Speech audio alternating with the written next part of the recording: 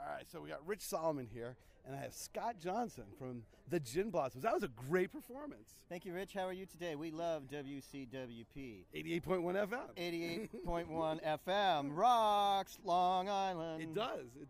But you guys are all from Arizona, apparently. Yeah. The band was originally based out of Tempe, Arizona, and Robin, our singer, has now moved to Valley Stream, and which is right by my office in Lawrence. Is it? Yeah. I'm an attorney by trade. Are you? I'm a radio guy, Cool. on the side. Yeah. Right on. Yeah. So I'm the only one that still lives in Maricopa County. I live in Phoenix now, but wow. Everybody moved away. I'll tell you a great story. When my wife and I went to Arizona, we went at like this time of the year, and we were staying at a hotel in Scottsdale. It was so hot, like tonight. And I asked the head person at the hotel who's in charge, I said, how hot is it actually right now? And they said with a straight face, it is 100 degrees. I went into the pool, and the pool was like being in like boiling water. Yeah, it was like a bathtub. It was. Right, yeah. So you have a new album out. That's right, Rich. All right, tell us about that. The new album is called No Chocolate Cake.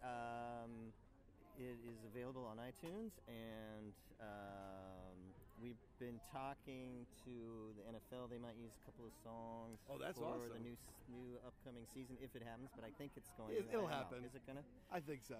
And it's been a great year. It's always nice to put out new, fresh music. Absolutely. Keep doing it. We, instead of just sitting on our tushes and playing the hits. We like to keep it fresh. You've been around for a while. Is technology both an enhancement and a pediment to the music business for musicians now? Well, it definitely changed the playing field, there was a time when, the songwriter in the band, the Pete Townsend, if you will. Yeah.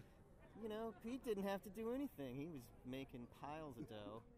And I'm sure the guys were like, hey, Pete, let's go on that summer tour. And he's like, well, I'm not sure, But now, now it's a little bit different. It's, like I said, it kind of evened out the playing field, and everybody's in it. We make money playing live shows now. You don't sell as many records anymore. I think David Bowie said that. I think he said something like, he said when the whole iTunes thing was, he goes, the only thing that's going to be left is touring and merch. Yeah, that's right. Or something to that effect. Smart man. Social media. You guys using social media? Yeah, we do. What do you like about it? What do you think helps you? And how much do you like Twitter and do all that stuff yourself? I think it'll ruin your life. I don't do any of it. You don't do any of it? But yeah, we have an administrator that does all the stuff for us. Yeah, I don't. Yeah, I just, I like to keep it private. So, but we have to have shameless promotion here because this is radio.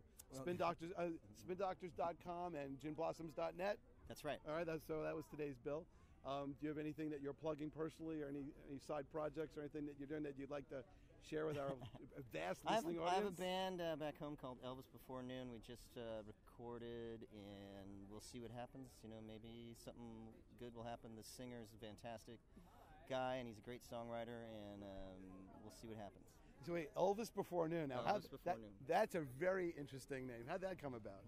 Well, you know how when Elvis, when people get a little drunk, they kind of mumble, like Elvis was kind of a mumbler, and then he was also known for being a little aggressive, kind of getting people's faces. So when you're drunk, you turn into Elvis. So if you're Elvis Before Noon, then that's bad. So I have to ask this question, so I've asked other people this.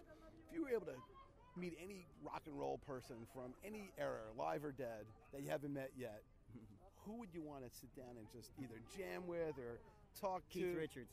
Oh, okay. Did you read his book? You know what? I read a biography. It wasn't an autobiography. Okay, so I have not read the new one. The new one, okay. But I read one a few years ago that somebody wrote, and yeah, he's one of my idols. Wow. I mean, so is Brian Setzer, but I've hung out with Brian a few times. Who have you jammed with? And I was playing Brian Setzer guitar tonight. Oh, okay. You noticed that? I have some photos. Oh, okay, I have some photos. That's a Brian Setzer model.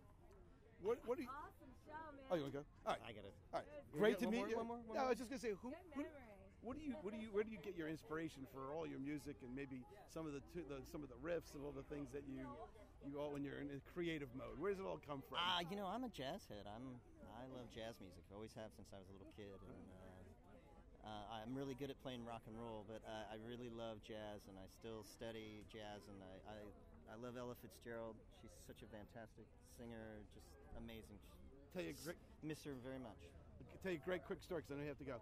My mother worked for New York Jazz and Philharmonic, and she was actually the person who cut the checks for all the jazz people like Charlie Parker, Ella Fitzgerald. She paid the royalties, she did the tours, she actually did all that stuff. And what was really funny was someone called up and said, somebody down here is like saying it's Ella Fitzgerald and she has a check and you're the one who signed it. And my mother said, that's Ella. That's Ella. That's her. Oh, man. Well, I wish I could have met her or seen her.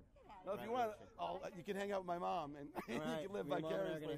There you go. It was an absolute, thank you for your hospitality, your courtesy, the great music, and all the good things that you do. Good luck in your tour and and Elvis before noon. Elvis before noon.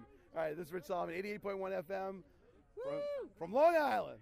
Thanks, guys. No problem, brother.